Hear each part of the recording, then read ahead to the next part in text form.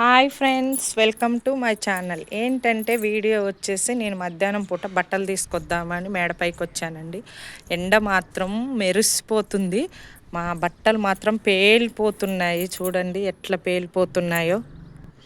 ఖమ్మంలో అయితే చాలా అంటే చాలా ఎండలు కొడుతున్నాయి. బట్టలు ఇట్లా ఆరేయంగానే ఇంకా అట్లా ఆరిపోతున్నాయి.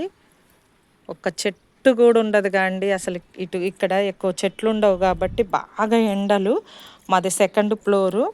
మేము నైట్ పూట అయితే వేడి బాగా వస్తుంది. అస్సలు ఇంట్లో ఫ్యాన్ వేసుకున్నా ఉండలేకపోతున్నాం మేము.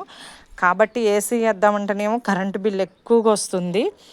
అట్లని ఈ ఎండలు ఏందో ఏమో, వామ్మో ఈ ఎండలకు అసలు పని ఎట్లా చేస్తుండ్రో ఏమో ఫ్రెండ్స్. పాపం వాళ్ళకి దండం పెట్టాలి.